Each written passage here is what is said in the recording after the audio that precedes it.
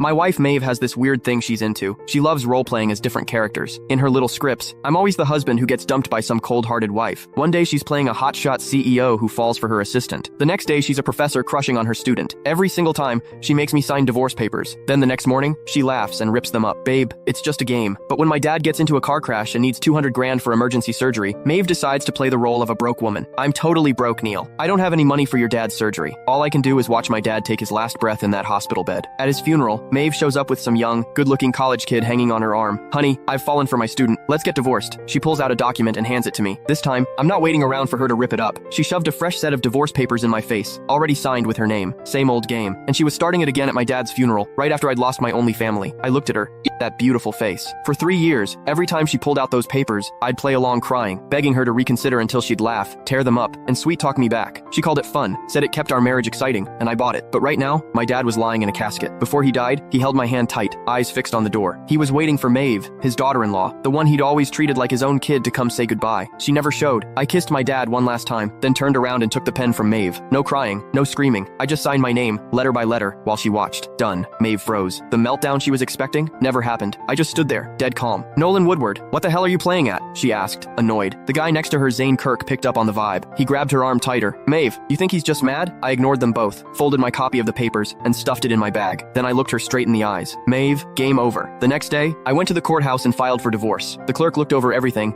and processed it like it was just another Tuesday. When I checked my phone, it was blowing up with missed calls and texts from Maeve. Nolan, you've had your fun. Come home. I ripped up the papers. Let's just forget this happened. Did you seriously hang up on me? You're getting bold. The last one, from 30 minutes ago. If you don't come back right now, don't ever come back. I blocked her. I found a cheap apartment to rent. Once I got it cleaned up, I started looking for work. After we got married, Maeve had made me quit my job to be a stay-at-home husband, basically a prop in her dumb roleplay games. She said she loved me to her core, and that's why she wanted us to fall in love over and over, through different scenarios. She swore the cold, heartless women she played weren't the real her, just acting. Looking back now, pathetic. Maybe she was never acting. Maybe those cold, selfish masks were who she really was all along. When the court summons reached her, she called while I was in the middle of a job interview. Nolan, are you insane? You actually took this to court. I stepped into the hallway. We signed the papers, Maeve. This just speeds things up. Speeds things up? I'm telling you, you're not getting this divorce. Maeve, I cut in. My dad is dead. Silence. Then her voice went ice cold. I know, but that was his fate. You can't blame me for it. Games are games. Real life is real life. Can you not tell the difference? You're the one who can't tell the difference. I snapped and hung up. I went back to the interview. It was a basic admin job at a small company. The pay wasn't great, but it was enough to get by. I nailed the interview. Starting Monday. That night, I came home to find 2 people waiting outside my door, Maeve and Zane. Maeve looked furious. Zane stood back with this smug look, like he was enjoying the show. You've got some nerve, Nolan. You're actually serious about this?